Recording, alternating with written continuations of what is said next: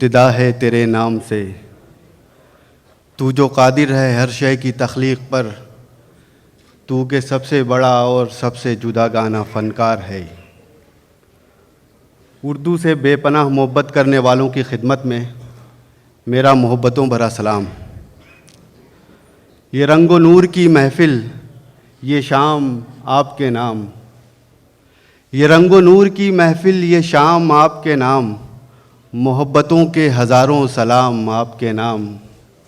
اور یہ مہر و ماہ، یہ جگنو، یہ چاندنی، یہ چراغ، یہ مہر و ماہ، یہ جگنو، یہ چاندنی، یہ چراغ، اجالے بھیج رہے ہیں پیام آپ کے نام۔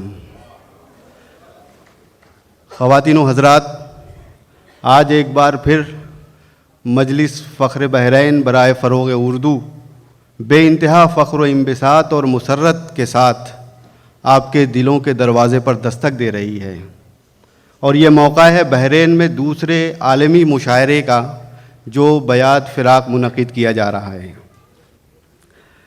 پہلا مشاعرہ 2013 بیات شہریار تھا، اور یہ مشاعرہ ہے رگھوپتی سہائے فراق گورکھپوری کے نام۔ حضرات، اردو شاعری کے تئیں آپ کے ذوق اور شوق کو مد نظر رکھتے ہوئے ہند و پاک اور خلیجی ممالک سے نمائندہ شعراء کرام کو آج کے اس مشاعرے میں شرکت کے لیے مدعو کیا گیا ہے۔ میں ایک ایک کر کے تمام مہمانان کو اسٹیج پر مدعو کروں گا۔ آپ حضرات سے درخواست ہے کہ میزبانی کے فرائض انجام دیتے ہوئے پرتپاک اور پرجوش تالیوں میں ان کا استقبال فرمائیں۔ حاضرین، مسند صدارت کو زینت بخشنے کے لیے ہم نے ایک بڑی پروقار، عالی مرتبت اور ذی علم شخصیت کو مدعو کیا ہے۔ ایک مشہور نقاد، بہترین شاعر، ماہر مترجم اور محقق، اب تک آپ کی 34 کتابیں زیور طبع سے آراستہ ہو چکی ہیں، جس میں کوئی 23 کتابیں تنقید اور تحقیق پر ہیں، 5 کتابیں ترجمہ کی ہیں، 4 ڈراموں کی کتابیں ہیں اور بچوں کے لیے 5 کتابیں ہیں۔ یہ ہماری خوش بختی ہے کہ مجلس کی جانب سے منعقدہ دوسرے عالمی مشاعرے کی صدارت فرمانے کے لیے عہد حاضر کی مایہ ناز ادبی شخصیت جناب پروفیسر شمیم حنفی صاحب یہاں پر تشریف فرما ہیں۔ میں ان سے درخواست کرتا ہوں کہ اسٹیج پر تشریف لائیں اور مسرت صدارت کو رونق افروز کریں۔ پروفیسر شمیم حنفی صاحب۔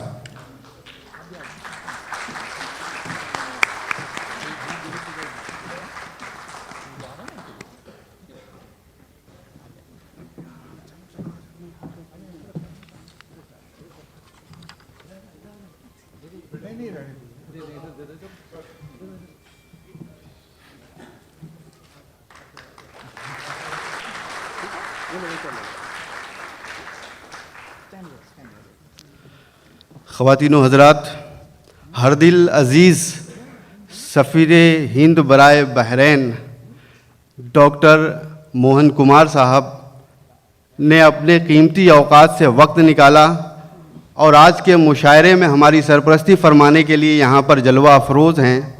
ہمارے لیے انتہائی خوشی کا مقام ہے کہ وہ آج کے مشاعرے میں مہمان خصوصی کی حیثیت سے تشریف فرما ہیں۔ ہم ان کا استقبال کرتے ہیں اور ان کا شکریہ ادا کرتے ہیں۔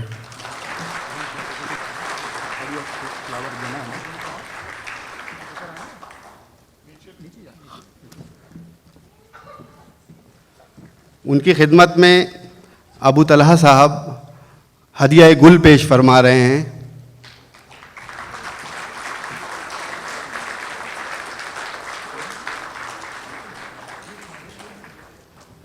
سلمان صوفی صاحب صدر محترم کی خدمت میں ہدیہ گل پیش کریں گے۔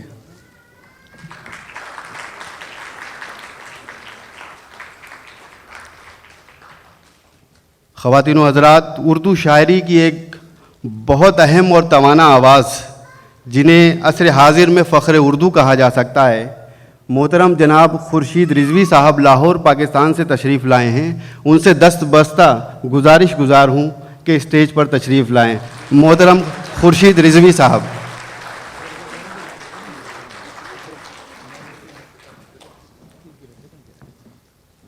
تشریف لائیے سر۔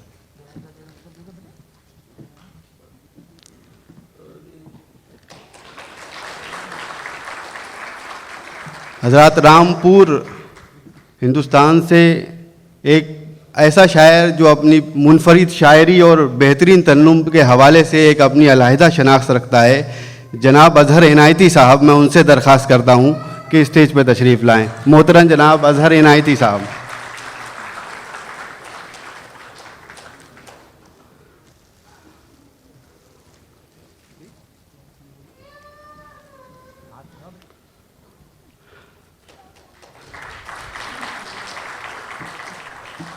محترم منصور عثمانی صاحب سے کون نہیں واقف ہے؟ ایک بہترین ناظم و مشاعرہ ہونے کے ساتھ ساتھ ایک اچھے شاعر اور مخلص انسان جناب منصور عثمانی صاحب مراد آباد سے تشریف لائے ہیں، ان سے درخواست ہے کہ تشریف لائیں اسٹیج پر۔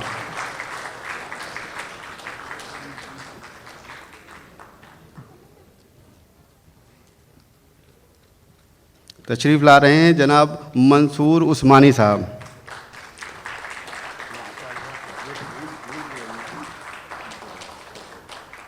اردو شاعری کی ایک نمائندہ آواز، ایک ایسا شاعر جس کی شاعری کو دنیائے اردو ادب بہت اعتبار اور یقین کی نظروں سے دیکھتی ہے، جس کے پہلے مجموعہ کلام کو پاکستان کا ادبی وزیر اعظم کا ادبی ایوارڈ دیا گیا۔ میری مراد ہیں جناب سعود عثمانی صاحب، میں ان سے درخواست کر رہا ہوں کہ اسٹیج پہ تشریف لائیں۔ محترم جناب سعود عثمانی صاحب۔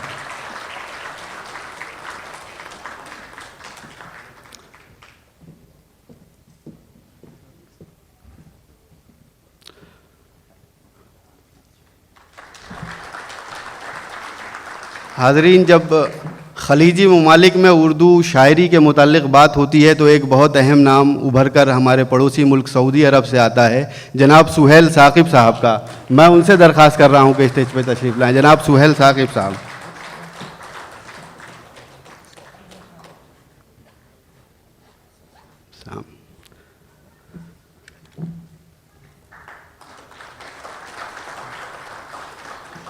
سعودی عرب سے ہی دو اور شاعر ہیں ہمارے، عبد المجیب صاحب مزاحیہ شاعر، اگر وہ ابھی تک آ چکے ہوں تو تشریف لائیں۔ جناب عبد المجیب صاحب تشریف لاتے ہیں، ان کا استقبال کریں۔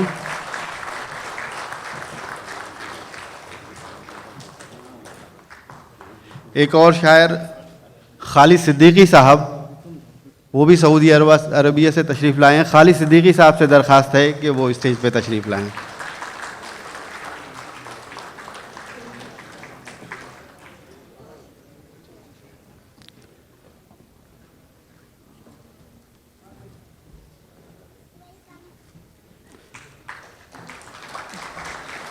حضرات، مقامی شعراء کی نمائندگی کے لیے جن شعراء کا انتخاب کیا گیا ہے ان کے نام یہ ہیں: جناب رخسار ناظم آبادی صاحب، جناب خورشید علیق صاحب، جناب طاہر عظیم صاحب اور جناب مقصود سروری صاحب۔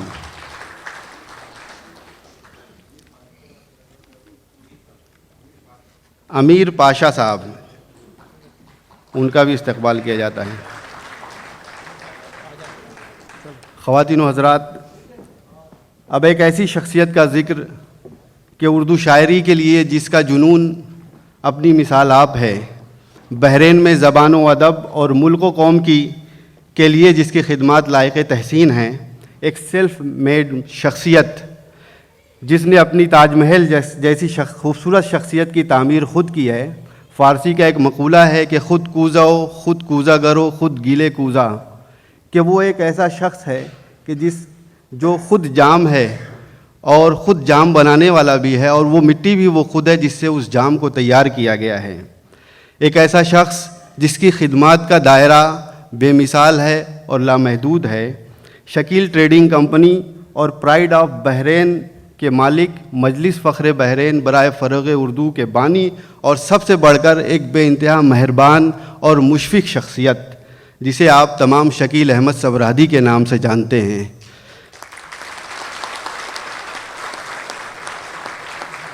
ان کی خدمت میں ایک شعر کہ جب ملو اس سے تر و تازہ ہے پہلے کی طرح، جب ملو اس سے تر و تازہ ہے پہلے کی طرح، عمر کچھ اس شخص کا اب تک تو کر پائی نہیں۔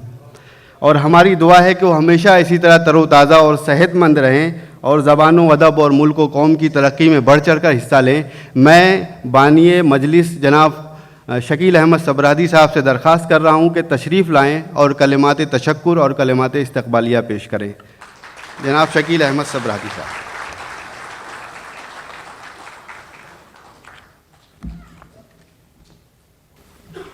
السلام علیکم۔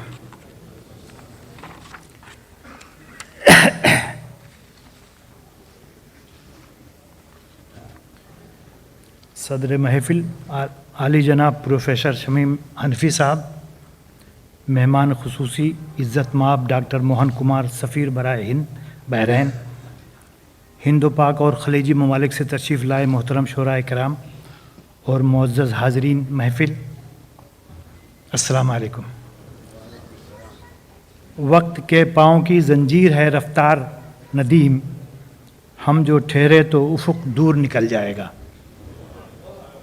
وقت کتنی برق رفتاری کے ساتھ آگے کی طرف بڑھ رہا ہے۔ مجلس فخر بحرین کے پہلے عالمی مشاعرے کو منعقد ہوئے پورے 1 سال کا عرصہ بیت چکا ہے۔ مشاعرہ بیاد شہریار 213 کے کامیاب یادگار اور تاریخ ساز انعقاد کے بعد آپ کی جانب سے ملنے والی بے پایاں محبتوں اور نیک تمناؤں نے ہماری ہمت کو مضبوطی اور ہمارے حوصلوں کو توانائی بخشی۔ چنانچہ بحرین کی سرزمین پر ہم ایک اور باوقار مشاعرہ بہت اعتماد اور یقین کے ساتھ پیش کر رہے ہیں۔ دوسرا عالمی مشاعرہ 2014 بیاد فراق گورکھپوری۔ رگھوپت سہائے فراق گورکھپوری نہ صرف ایک باکمال اور طرحدار شاعر تھے بلکہ اردو تہذیب و تمدن اور ہندو مسلم اتحاد کی روشن علامت تھے۔ مجلس فخر بحرین برائے فروغ اردو کی جانب سے دوسرا عالمی مشاعرہ فراق کے نام سے کرتے ہوئے دراصل ہم سماجی ہم آہنگی، حب الوطنی اور اردو کی عالمگیریت اور آفاقیت کا جشن منا رہے ہیں۔ ہمارے لیے فخر کی بات ہے کہ پروفیسر شمیم حنفی جیسے نابغہ روزگار ادبی شخصیت اور محترم خورشید رضوی جیسا یکتائے زمانہ شاعر ہمارے مشاعرہ کے وقار کو آسمان بنانے کے لیے تشریف لائے ہیں۔ ان کے حضور افتخار عارف کا یہ شعر پیش ہے کہ ہم ہی میں رہتے ہیں وہ لوگ بھی کہ جن کے سبب زمین بلند ہوئی آسماں کے ہوتے ہوئے۔ ہمارے لیے بے انتہا خوشی اور مسرت کا موقع ہے کہ سفیر ہند ڈاکٹر موہن کمار صاحب ہمارے مشاعرہ کے وقار میں اضافہ کرنے کے لیے یہاں موجود ہیں۔ سفیر ہند ایک سلجھی ہوئی شخصیت کے مالک ہیں، کمیونٹی سے تہذیب ثقافت کے فروغ کی کوشش میں کی ہمیشہ ہمت افزائی کرتے رہے ہیں۔ گزشتہ برس اسی مشاعرے کے حال میں سفیر محترم نے کچھ اردو کے اشعار سنا کر ہمارے دلوں کو جیت لیا تھا۔ ہمیں یقین ہے کہ ان کی موجودگی میں آج کا یہ مشاعرہ کامیاب ترین مشاعرہ قرار پائے گا۔ ان کی نظر ایک شعر کرتا ہوں۔ ہماری خوبی قسمت نہیں تو پھر کیا ہے، حضور آپ کو یوں دستیاب ہو جانا، حضور آپ کا یوں دستیاب ہو جانا۔ مجلس کی جانب سے ایک اور اہم پیش رفت کا ذکر کرتے ہوئے ہم فخر محسوس کر رہے ہیں کہ مشاعرہ بیاد فراق کی مناسبت سے ایک کتاب فراق، شخصیت، شاعری اور شناخت کی اشاعت کا اہتمام کیا گیا ہے۔ تقریباً 800 صفحات پر مشتمل یہ کتاب مجلس کے مشیر خاص عزیز نبیل نے مرتب کی ہے اور اسی مناسبت سے ایک یادگار مجلہ بھی شائع کیا گیا ہے۔ خواتین و حضرات، اس موقع پر ہند پاک اور خلیجی ممالک سے تشریف لائے ہوئے نمائندہ شعراء کرام اور تمام حاضرین محفل کا شکریہ ادا کرتا ہوں اور تہہ دل سے سب کا استقبال کرتا ہوں۔ دوحہ قطر سے انجمن محبان اردو قطر کے بانی ابراہیم کمال صاحب تشریف لائے ہیں، ان کا بھی استقبال ہے۔ یہ ہماری بدقسمتی رہی ہے کہ اچانک خرابی صحت کی وجہ سے منور رانا صاحب، جن کا نام دیا گیا تھا آنے کے لیے، وہ تشریف نہیں لا سکے ہیں، وہ اسپتال میں داخل ہیں۔ ان کے لیے دعائے صحت کی درخواست ہے۔ ہمارے ایک اور شاعر سنیل کمار تنگ صاحب کی اہلیہ کو قوموں میں چلی گئی ہیں، بہت زیادہ بیمار ہیں، ان کی وجہ سے وہ تشریف نہیں لا سکے۔ چنانچہ ایک اور شاعرہ ہیں شبینہ ادیب۔ یہ تین شعراء حضرات جو ہے ہمارے آج کے اس مشاعرے میں تشریف نہیں لا سکے، جن کے لیے ہم نے کوشش کی تھی کہ وہ لوگ تشریف لائیں گے، لیکن مجبوری تھی۔ اردو کے فروغ اور ترویج کے لیے ہماری ہر ممکن کوششوں کا یہ سلسلہ ہمیشہ یوں ہی جاری رہے گا۔ हमारी इस कोशिश में आपका साथ बहुत अहम है। हमें उम्मीद है कि आपकी दुआओं और मोहब्बतों के साए में उर्दू ज़बान और अदब का यह काफ़िला सख्त जान नई नई मंजिलों पर उर्दू का अलम बुलंद करता रहेगा। हाज़रीन महफ़िल, अभी जिस किताब और यादगार मुजल्ला का ज़िक्र हुआ, अब उनका अजरा भी अमल में आना है। मैं गुजारिश कर रहा हूँ सदर तकरीब शमीम हनफी साहब, सफ़ीर मोहतरम डॉक्टर मोहन कुमार साहब और खुर्शीद रिजवी साहब और किताब के मुरत्तिब अज़ीज़ नबील साहब से कि किताब के अजरा के अमल में शामिल होकर हमारी ही इज़्ज़त अफजाई करें।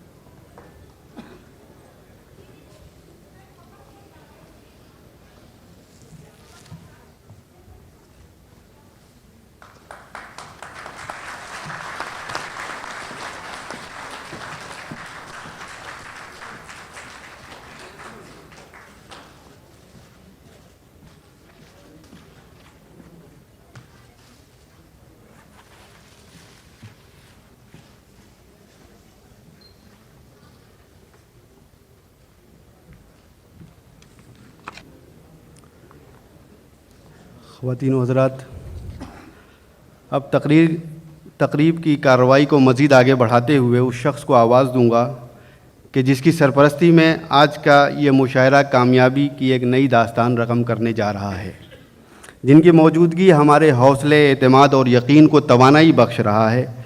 हर दिल सफ़ीर हिंद बराए ममलकत बहरीन डॉक्टर मोहन कुमार साहब से अपने इस शेर के साथ दरख्वास्त कर रहा हूँ कि सूरज उठाए ढूंढोगे हमको गली गली, सूरज उठाए ढूंढोगे हमको गली गली, ये दम कदम हमारा गनीमत है शहर में।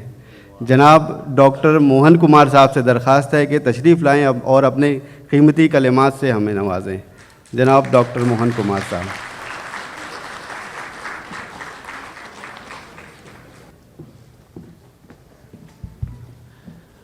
मैं इतना ही सिर्फ कहना चाहूँगा कि ये दूसरी जो सेकंड इंटरनेशनल मुशायरा हो रही है उसमें भी मैं मौजूद हूँ। पहले 1 साल पहले मैं इसी जगह पे मौजूद था। ये मेरी खुशकिस्मती है कि ये दूसरी बार आप इसको ऑर्गेनाइज़ कर रहे हैं। मुझे चीफ गेस्ट बना के मुझे जो रिस्पेक्ट मिला उससे मैं बहुत ही मतलब आप लोगों के ग्रेटफुल हूँ। और अगर आप इजाज़त दें तो हमेशा की तरह, मैं उर्दू इतनी अच्छी तरह जानता नहीं हूँ, उसके लिए मैं माफ़ी भी चाहता हूँ, लेकिन मैं गज़ल वज़ल गा लेता हूँ। तो उसके अगर आपकी इजाज़त हो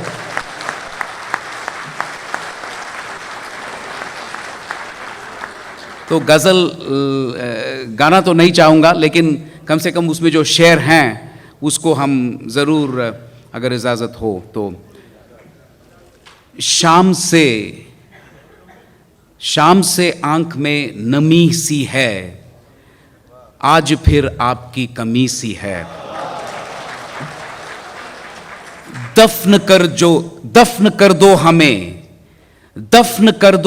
कि सांस मिले, दफन कर दो हमें कि सांस मिले, नब्ज कुछ देर से थमी सी है।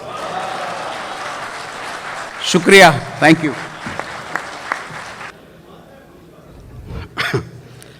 شاعرانہ لطافتوں سے بھرپور اپنی تقریر مختصر اور جامع جناب ڈاکٹر موہن کمار صاحب پیش فرما رہے تھے.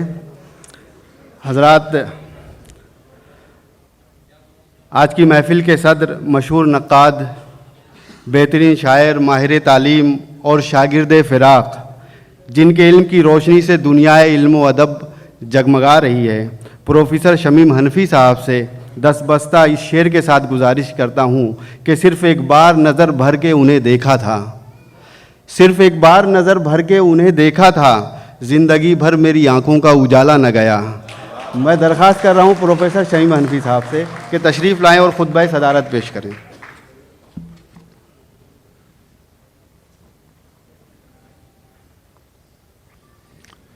محترم مہمان خصوصی ڈاکٹر موہن کمار صاحب، سفیر ہند، دوستوں، عزیزوں، بزرگوں، خواتین و حضرات اور بہت پیارے بچوں، کبھی کبھی زندگی میں ایسی شامیں بھی آتی ہیں جو اچانک کسی شخص کو اس کے حال کی سطح سے اٹھا کے اس کے ماضی میں پہنچا دیتی.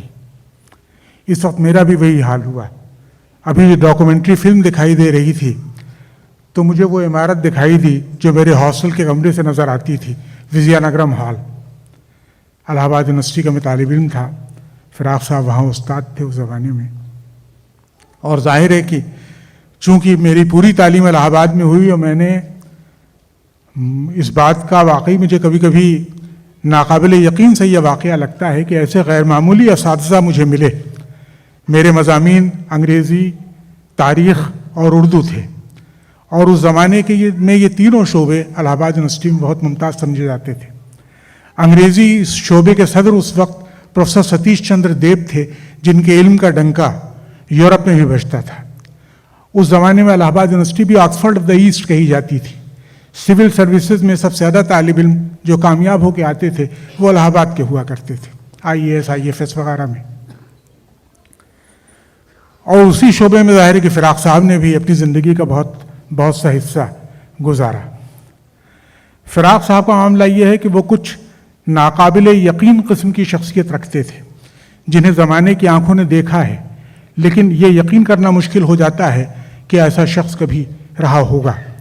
گاندھی جی کے بارے میں البرٹ آئنسٹائن کا یہ جملہ آپ سب نے سنا ہوگا کہ generations to come would hardly believe that such a man in flesh and blood would have ever walked on this earth. تو یہ صورتحال فراق صاحب کا معاملہ بھی یہ رہا ہے کہ جن لوگوں نے انہیں دیکھا ہے انہیں، اور جنہوں نے انہیں نہیں دیکھا ان کی باتیں صرف سنتے ہیں، ان کے لیے بھی یہ یقین کرنا مشکل ہے کہ کبھی ہمارے درمیان ایک ایسا شخص بھی تھا. وہ زمانہ میں 50s کی بات کر رہا، صدی کی 6 دہائی کی، جب میں وہاں طالب علم تھا.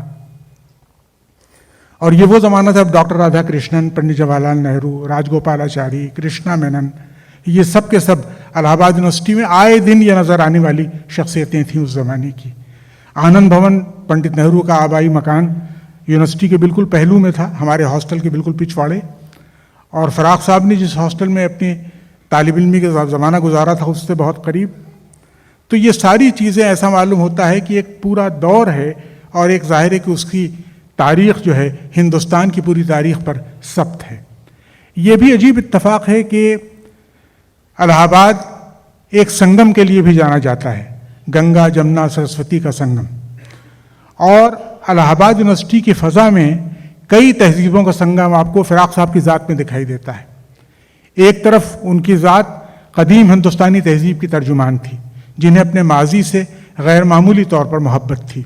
دوسری طرف ان کی ذات اس ہند اسلامی تہذیب کی ترجمان بھی تھی جس نے 11ویں صدی عیسوی کے بعد آنے کے بعد ہندوستان کی قدیم تہذیب سے جس کا مکالمہ قائم ہوا. اس طرح دنیا کی دو بڑی تہذیبوں کے درمیان مکالمے کے نتیجے میں انڈو مسلم تہذیب سامنے آئی جس کے فراق صاحب بہت اچھے ترجمان تھے. ظاہر ہے کہ ایک تو کائست ہونے کی حیثیت سے جو ہمیشہ اردو اور فارسی کی پرورش کرنے کے لیے مشہور رہا ہے جو طبقہ ہمارے یہاں. دوسرے یہ کہ فراق صاحب شاعر اردو کے تھے. تیسری روایت ان کے ہاں یہ تھی کہ وہ زندگی انہوں نے انگریزی کے ایک استاد کے طور پر گزاری. تو اس طرح وہ مغرب کی پوری روایت، انگریزی کی پوری روایت، یعنی رینیساں کے بعد سے لے کر یورپ میں جس قسم کی فکر کو، جس قسم کی تہذیب کو فروغ ملا تھا، اس کے ترجمان بھی فراق صاحب بن کر کے آئے. تو اس طرح فراق صاحب کی ذات میں 3 روایتوں کا سنگم ہمیں دکھائی دیتا ہے. انہوں نے ظاہر ہے کہ جس قسم کی شاعری کی اس زمانے میں، آپ یہ دیکھیے کہ اردو شاعری جس کے بارے میں بہرحال جانتے ہیں کہ ہندوستان کی تمام زبانوں میں تقریباً 300-350 برس کی تاریخ پر اردو شاعری کی داستان پھیلی ہوئی ہے. اور ظاہر ہے کہ اس میں ایسے ایسے باکمال شعراء، اورنگزیب کے زمانے سے لے کر کے جو ولی کا زمانہ ہے اردو کے پہلے بڑے شاعر کا، اس وقت سے لے کر کے آج تک آپ دیکھتے جائیے تو ظاہر ہے کہ اس زبان نے جتنے نامور شاعر پیدا کیے ہیں، مثال کے طور پر 19ویں صدی میں، 18ویں صدی میں میر، 19ویں صدی میں غالب، 20ویں صدی میں اقبال. اب غالب کے زمانے میں بھی آپ دیکھیے کہ 19ویں صدی میں اس پائے کا کوئی شاعر ہندوستان کی کسی زبان میں غالب کے مقابلے کا کوئی شاعر اس وقت موجود نہیں تھا. دنیا میں تو ضرور شعراء تھے. غالب کے معاصرین میں اس زمانے میں ہائینے تھے جرمنی میں، والٹ وٹمن تھے امریکہ میں، پشکن تھے روس میں، انگلستان کے رومانی شعراء تھے، باڈلیئر تھے فرانس میں. یہ سب غالب کے کانٹمپریریز ہیں، ایک ہی زمانے کے شعراء ہیں. عجیب کہکشاں، ایک گیلیکسی سی پوری دنیا میں بکھری ہوئی ہے.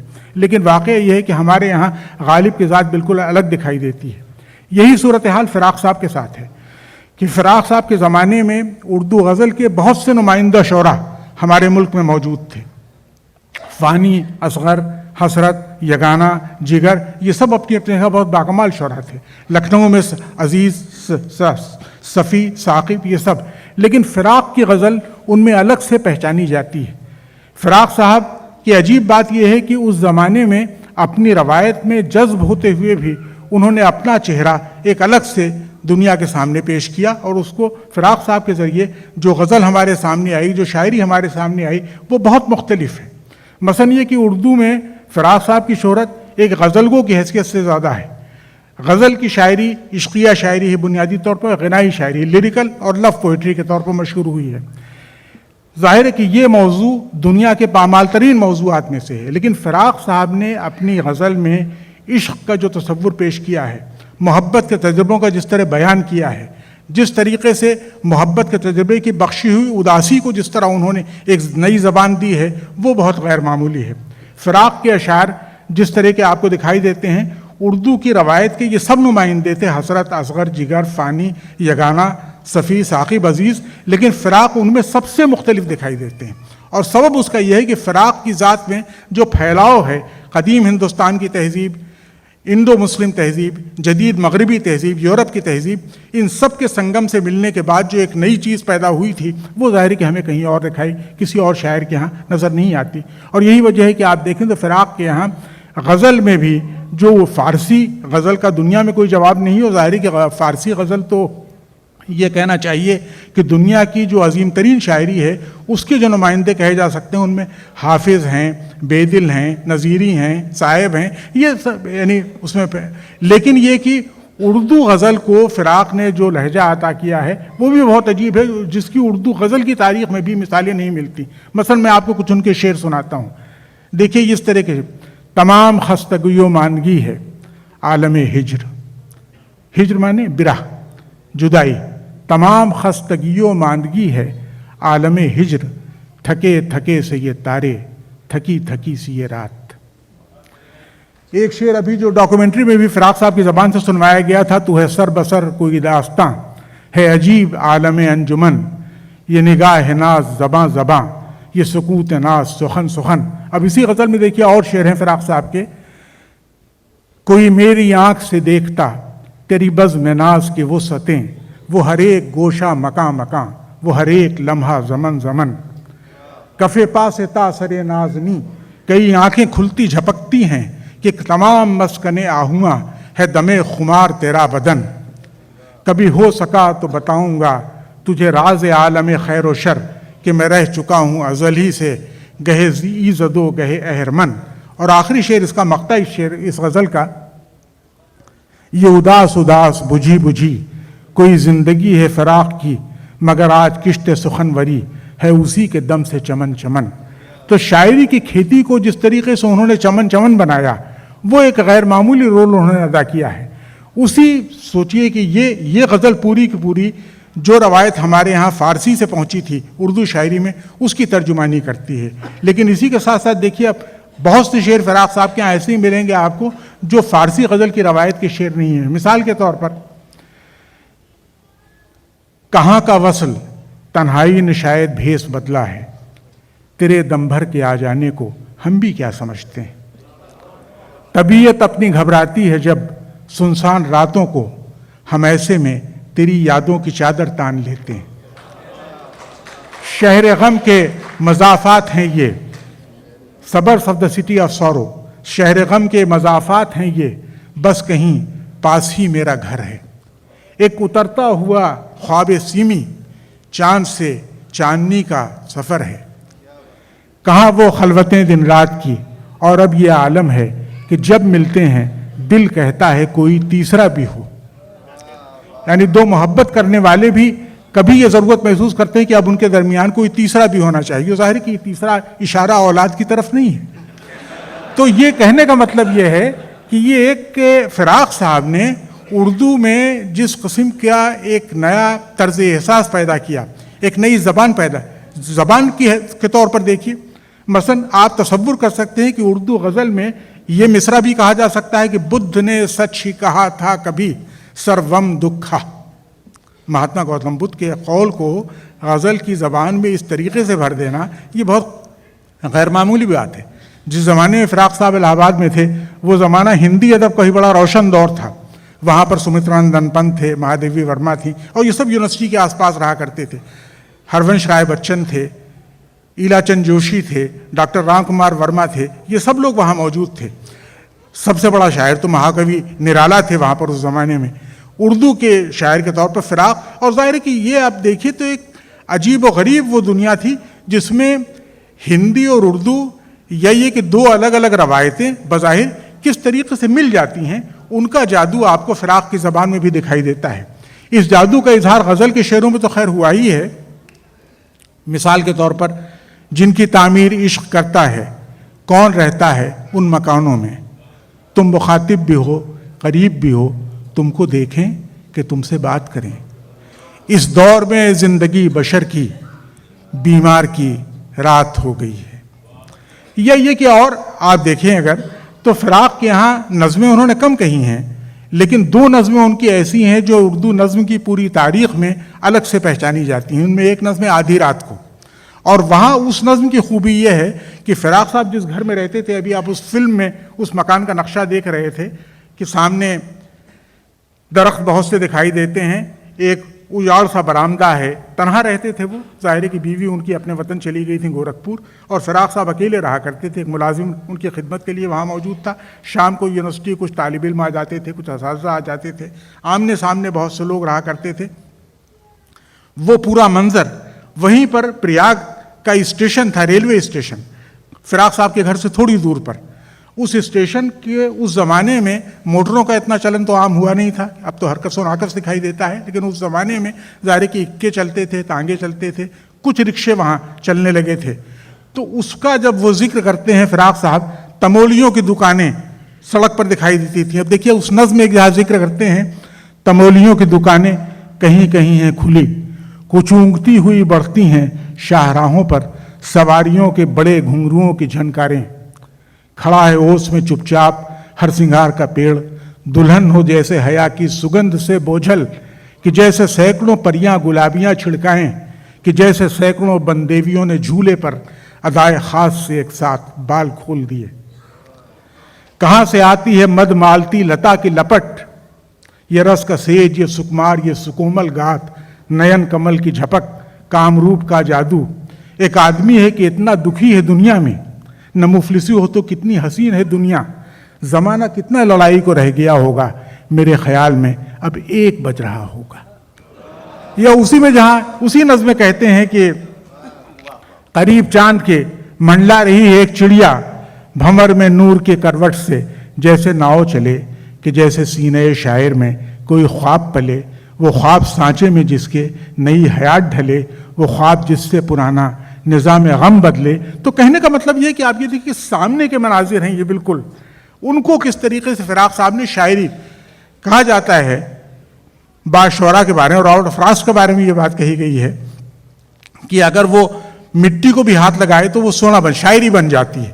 تو فراق صاحب کے یہاں معاملہ یہ ہے کہ ان کی نظموں میں چاہے وہ نیم کے پیڑ کا ذکر کر رہے ہوں، अमलतास के दरख्त का जिक्र कर रहे हों, आंवले के पेड़ का जिक्र कर रहे हों, ये सरनगू हैं सरे शाख फूल गुड़हल के कि जैसे बेबुझे अंगारे ठंडे पड़ जाएं, तो यानी आम उसका, लेकिन वो सारी चीज़ें शायरी बन जाती हैं। ये एक नया तर्ज एहसास था, और इस तर्ज एहसास की मानवियत आज मेरी नज़र में इसलिए भी ज़्यादा है कि फ़िराक साहब की शायरी और उनकी शख्सियत हमें ये भी बताती है कि ये दुनिया जो छोटे छोटे बहुत से दायरों में, बहुत से खानों में तकसीम हो चुकी है, इसको दरअसल एक होना चाहिए। इतनी छोटी सी दुनिया और इतने अलग अलग दायरे, इतनी सरहदें, इतनी दीवारें, वाकई कभी कभी वहशत होती कि एक मतलब ये कि ज़मीन जो आप देखिए पूरी कायनात में एक खला के रक्कासा के तौर पर कबीर का बहुत मशहूर मिसरा है कि पलक झपे के नैन झरो के बैठ के जग का मुजरा देख, यानी ये ज़मीन किस तरह नाच रही है ये एक, लेकिन ये कि उस ज़मीन को हमने क्या बना दिया है। तो फ़िराक साहब की शख्सियत जिस तरीके से तहजीब के कई धारों को अपने अंदर समो लेती है, एक ख़ास किस्म का इंसान दोस्ताना रवैया, एक ख़ास किस्म का कायनाती विजन, कॉस्मिक विजन, ये सारी चीज़ें एक वसअत और फैलाव का एहसास हमें दिलाती हैं। मुझे बड़ी खुशी है कि यहाँ आपकी अंजुमन ने शकील साहब जिसके सरबराह हैं और अजीज़ नबील साहब जो उनके मुशीर के तौर पर बहरहाल काम कर रहे हैं और बड़ा कीमती काम उन्होंने किया है। फ़िराक साहब के बारे में ये बहुत ही खूबसूरत किताब जो सामने आई है, तो मेरा ख्याल ये है कि ये एक तरीक़े का इस किताब में एक मैसेज भी छुपा हुआ है कि आज की दुनिया जहाँ हम ज़बानों के नाम पर, इलाक़ों के नाम पर, मज़हब के नाम पर, फ़िरक़ों के नाम पर लड़ते रहते हैं, एक दूसरे से दूर होते रहते हैं, वहाँ ज़ाहिर है कि एक हमारे सामने एक आइकन ऐसा भी है जो हमें याद दिलाता है कि जब तहज़ीबें मिलती हैं, जब रवायतें मिलती हैं, जब मुख्तलिफ़ ज़बानें मिलती हैं, फ़ारसी, उर्दू, हिंदी, संस्कृत, अरबी, तो उससे क्या एक नई दुनिया कैसे पैदा होती है। फ़िराक के यहाँ एक नई ज़बान आपको मिलती है, एक नया तर्ज़ एहसास मिलता है, एक नई शैली मिलती है। तो ये सारी खूबियाँ मेरा ख्याल है कि बड़ा कीमती कारनामा आप लोगों ने ये मजलिस फ़ख्र बहरैन की तरफ से इस वक्त फ़िराक की याद को ताज़ा करके आपने इस किताब की शक्ल में अंजाम दिया है। फ़िराक साहब पर ज़ाहिर है कि अभी हाल में उनके एक भांजे जमाइका में रहते हैं और वहाँ साइंस के प्रोफेसर थे, रिटायर हो गए, आते हैं कभी कभी दिल्ली आते हैं, मेरी मुलाकात भी है उनसे। उन्होंने अभी उनकी बायोग्राफी हाल में लिखी है। फ़िराक साहब पर बहुत लिखा गया, उनके बारे में जितनी हकीकतें हैं, हकीकतों से ज़्यादा उतनी कहानियाँ ही भी मशहूर हैं। और यही कभी कभी ऐसा होता है कि फ़िराक साहब ने भी इतनी गर्द उड़ाई है अपनी ज़िंदगी में कि उस गर्द में उनका हकीकी चेहरा भी छुप गया है कुछ। तो ज़ाहिर है कि ये सूरत हाल जो है, अगर आप गौर करें और गौर से देखें तो आपको अंदाज़ा होगा कि फ़िराक की शायरी, फ़िराक की शख्सियत, जो रवायत फ़िराक ने कायम की, वो हमारे लिए उस हिंदुस्तान की एक बड़ी खूबसूरत तस्वीर पेश करती है जो रंगा रंग है, जहाँ बहुत सी रवायतें हैं, जहाँ बहुत से कहना चाहिए कि मसलक हैं, बहुत सी ज़बानें हैं। भाई 22 तो हमारी आइनी ज़बानें हैं और ज़ाहिर है कि वो सारी ज़बानें मुश्तरक लोगों की हैं। मिसाल के तौर पर हमारे यहाँ लिखने वालों में यानी उर्दू जो है सिर्फ मुसलमानों की ज़बान कभी नहीं रही। उर्दू ज़बान जो है हमेशा से हिंदुओं, सिखों, मुसलमानों, ईसाइयों की ज़बान रही है, इसलिए कि हमारे जनूबी हिंदुस्तान में बहुत से लिखने वाले ऐसे हैं जिनकी ज़बान उर्दू नहीं है। वैकुम मोहम्मद बशीर मलयालम के अदीब हैं, सलमा तमिल की अदीब हैं, ग़ुलाम मोहम्मद शेख गुजराती के अदीब हैं, काजी नज़रुल इस्लाम बंगाली के अदीब थे, इनकी ज़बान उर्दू नहीं थी। लेकिन ये कि उस मुल्क में जहाँ इतनी ज़बानें बोली जाती हैं, इतनी तहज़ीबें हैं, इतने अकायद हैं, इतने मसालिक हैं और इतनी रवायतें हैं, उसमें एक शायर हमारे सामने ऐसा जिसकी याद आपने ताज़ा की है और मैं आप सबको मुबारकबाद देता हूँ, बड़े सलीक़े से ये काम अज़ीज़ नबील ने अंजाम दिया है कि जिसकी ज़ात इन तमाम तहज़ीबों और रवायतों का संगम बन जाती है। तो बहरहाल देखिए, इंसानी वहदत, यूनिटी ऑफ मैनकाइंड, इससे बड़ी कोई वहदत दुनिया की नहीं होती। और ज़ाहिर है कि ये तमाम हर तरह की तकसीम की, हर तरह की दायराबंदी, अहाताबंदी, उन सब की ये चीज़ नफ़ी करती है। मैं आप सबको मुबारकबाद देता हूँ। ये मुल्क जिसका नाम ही इतना खूबसूरत है बहरैन, तो मुझे इतना अच्छा लगता है, बड़ी शेरियत है इस नाम में, पानी के ऊपर तैरता हुआ मालूम हुआ है, खूबसूरत जजीरा। तो ये ज़ाहिर है कि वहाँ पर आज ये शाम जो बहरहाल मेरे लिए तो पहली शाम है ये, मैं यहाँ पहला सफ़र था मेरा ये, और मैं शुक्रिया अदा करता हूँ आपकी बस उनका, ख़ास तौर पर शकील साहब का और अज़ीज़ नबील का कि जिनकी दावत पर मुझे यहाँ आने का मौका मिला और ज़ाहिर है कि यहाँ आप सब के साथ ये वक्त मेरा गुज़रा, मेरी ज़िंदगी की यादगार शामों में एक शाम का और इजाफ़ा हुआ। बहुत बहुत शुक्रिया।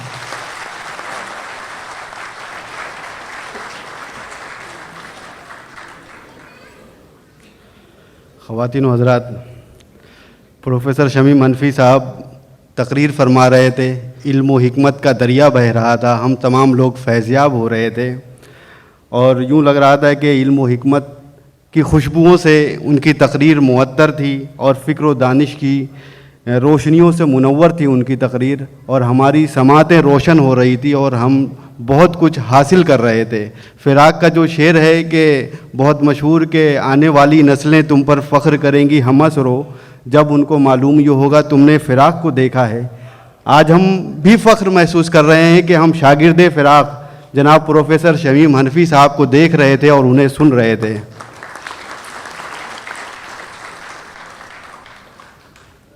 حاضرین کرام، آپ سب کا ایک بار پھر شکریہ کہ اتنی بڑی تعداد میں آپ یہاں تشریف لائے اور آج کے اس مشاعرے کو کامیاب بنانے میں اپنا کردار ادا کر رہے ہیں۔ میں سفیر محترم کو ایک بار اور زحمت دوں گا، ہماری ایک رسم ہے شمع افروزی کی، اس میں شامل ہونے کے لیے ایک زحمت آپ تشریف لائیں۔ رسم شمع افروزی، محترم شکیل احمد صبرادی صاحب برائے مہربانی تشریف لائیں شمع افروزی کے اس جناب صدر محفل، صدر مشاعرہ محترم شمیم حنفی صاحب، جناب خورشید رضوی صاحب، میں درخواست کر رہا ہوں کہ تشریف لائیں اور اس عمل میں شریک ہوں۔ محترم ناظم مشاعرہ منصور عثمانی صاحب، آپ بھی تشریف لائیں۔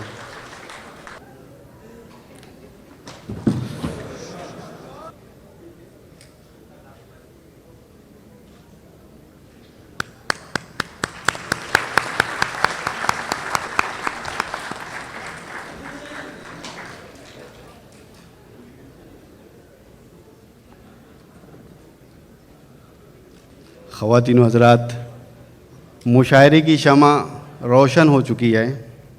اب بغیر کسی مزید تاخیر کے تقریب کی کارروائی کو اور باقاعدہ مشاعرے کی نظامت کے لیے، مشاعرے کے آغاز کے لیے عہد حاضر کے منفرد ناظم مشاعرہ اور بہترین شاعر میرے بڑے بھائی جناب منصور عثمانی صاحب کو دعوت دوں گا۔ اس شعر کے ساتھ تو بولتا ہے تو چلتی ہے نبض مے خانہ،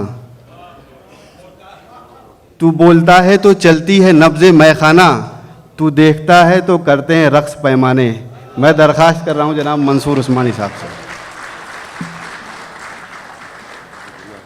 السلام علیکم۔ صدر مشاعرہ، علم و ادب کا اعتبار محترم پروفیسر شمیم حنفی صاحب، مہمان خصوصی his Excellency the ambassador of India عالی جناب ڈاکٹر موہن کمار صاحب، پاکستان میں روشن لیکن ساری دنیا میں عربی زبان و ادب کے حوالے سے بھی اور نئی غزل کے حوالے سے بھی روشنی بکھیرنے والی شخصیت محترم خورشید رضوی صاحب، روہیل کھنڈ کا وقار، آبرو دبستان رامپور محترم اظہر عنایتی صاحب، میرے دوست غزل کے جواں سال جادوگر جناب سعود عثمانی صاحب، مجلس فخر بحرین کے بانی اور سرپرست، اردو کے عاشق، ادب کے محافظ اور تہذیب سراپا محترم شکیل احمد صبرادی صاحب، بہت ہی خوبصورت لب و لہجے کے شاعر، بہت باوقار خطیب اور بہت باکمال ادیب میرے عزیز بھائی جناب عزیز نبیل صاحب، دیگر شعراء کرام،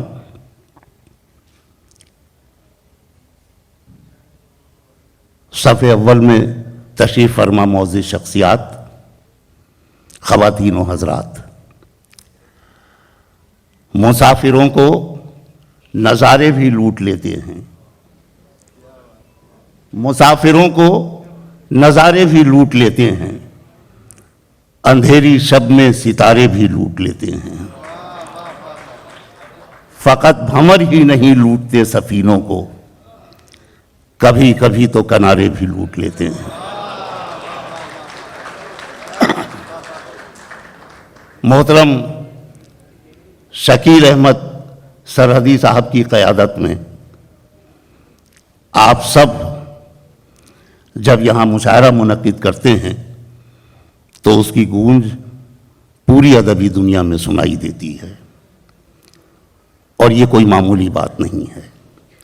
ایک بات واضح کر دوں کہ صاحب صدر کی عالمانہ اور دانشورانہ تقریر کے بعد میری یہ گفتگو تقریر نہیں ہے۔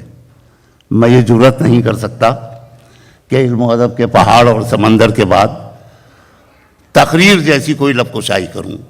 میں صرف آپ سے باتیں کرتا ہوں، نہ آپ میرے لیے نئے ہیں نہ میں آپ کے لیے نیا ہوں۔ لیکن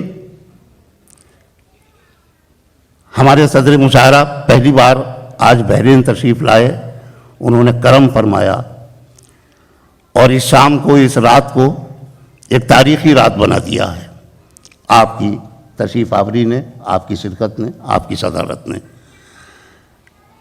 بحرین کے مشاعرے کی خاص بات یہ ہوتی ہے کہ مشاعرہ لکھنؤ میں ہو تو صرف لکھنؤ میں ہوتا ہے، مشاعرہ دلی میں ہو تو صرف دلی میں ہوتا ہے، مشاعرہ حیدرآباد میں ہو تو صرف حیدرآباد میں ہوتا ہے، لیکن مشاعرہ جب بحرین میں ہو تو مشاعرہ کراچی میں بھی ہوتا ہے، مشاعرہ لاہور میں بھی ہوتا ہے، مشاعرہ علی گڑھ میں بھی ہوتا ہے، مشاعرہ اعظم گڑھ میں بھی ہوتا ہے۔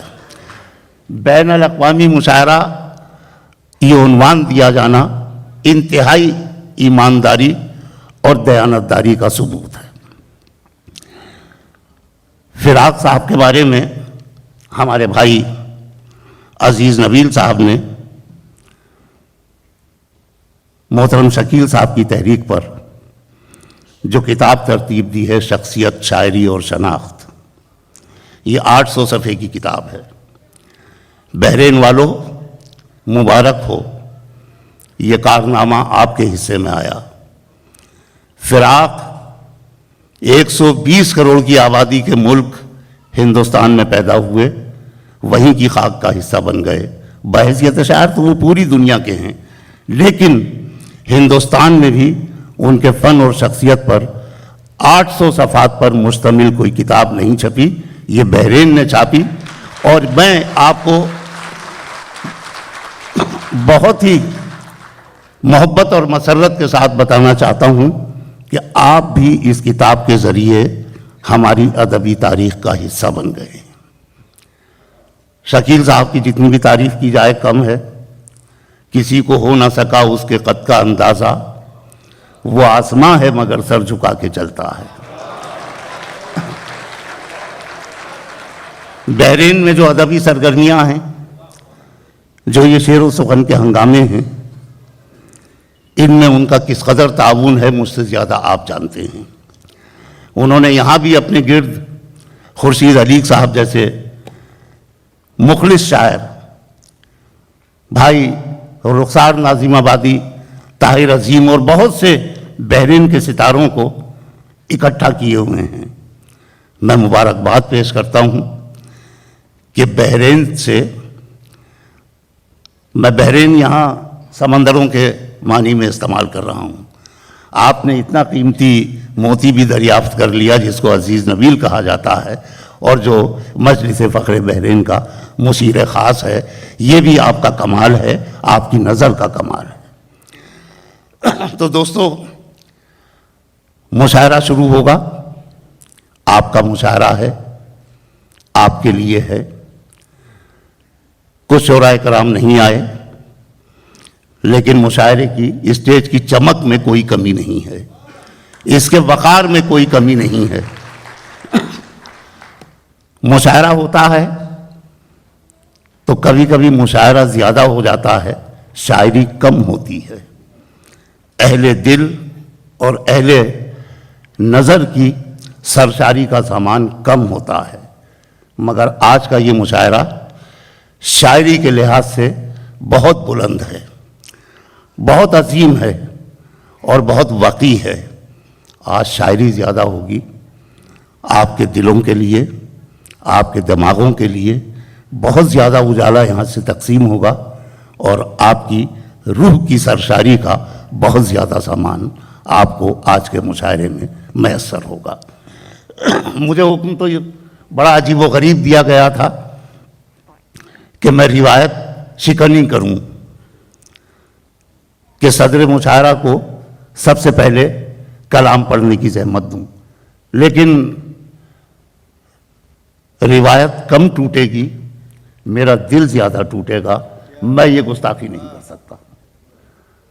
ہمیں خوشی ہوگی یہاں اس مائک پر آ کر اپنا کلام پیش کرنے والے ہر شاعر کو کہ وہ آپ کی صدارت میں اپنا کلام سنا رہا ہے، آپ کی موجودگی میں اپنا کلام سنا رہا ہے، اور جب سب کرنیں بکھر چکی ہوں گی تو پھر اجالوں کا ایک قافلہ آپ کی زبان سے بصورت شاعری ہمیں ملے گا، جس کو ہم اپنے دلوں میں اور دماغوں میں محفوظ کر کے اپنے گھر لے جائیں گے۔ تو دوستو، پھر اجازت آپ کی گونج سے مجھے مل گئی۔ بحرین میں بہت اچھے اچھے شاعر ہیں، بہت باصلاحیت شاعر ہیں، اور بڑی بات یہ کہ سب اصلی شاعر ہیں۔ مشاعروں کی دنیا میں تو نقلی شاعروں کی تعداد بہت بڑھتی جا رہی ہے، لیکن بحرین میں سب اصلی شاعر ہیں۔ میں عزیز نبیل صاحب سے اور شکیل صاحب سے ایک گزارش کرنا چاہوں گا کہ اتنے بڑے بڑے کام کر رہے ہیں آپ۔ سال گزشتہ آپ نے بیاد شہریار مشاعرہ منعقد کیا، اس موقع پر جو مجلہ شائع ہوا کافی ضخیم تھا اور اس کی ایک دستاویزی حیثیت تھی، اور یہ تو کمال کر دیا آپ نے۔ فراق صاحب کی شخصیت، شاعری اور شناخت پر ایک کتاب شائع کر کے ایک چھوٹا سا کام اور کر دیجئے کہ بحرین میں مقیم جو شعراء کرام ہیں اور جو بہت ایمانداری کے ساتھ، بہت محنت کے ساتھ تخلیقی خدمت انجام دے رہے ہیں، ان حضرات کی 10 15 غزلوں پر مشتمل ایک کتاب چھاپ دیجئے، جو اضافہ ہوگا بحرین کی طرف سے، ایک تحفہ ہوگا باقی ادبی دنیا کو۔ اور اگر اسے صرف سعادت مندی سمجھا جائے تو میں 4 مصرے، یہ جو کہکشاں ہے، یہ جو ذمہ دار ہیں، ہمارے ابراہیم صاحب قطر سے تشریف لائے، مشیر صاحب سعودی عرب سے تشریف لائے، تو یہ مشاعرہ جو میں نے عرض کیا تھا شہروں کے نام گنائے تھے، صرف شہروں میں ہی محدود نہیں ہے، یہاں ملکوں کی وسعت بھی، مختلف ممالک کی وسعت بھی اسے حاصل ہے۔ اور موہن کمار جی آپ کی برابر میں بیٹھے ہیں، میں اس سے پہلے بھی آپ سے ملاقات کا شرف حاصل کر چکا ہوں، اور بہت مبارک ہو، سفیر تو آپ ہیں،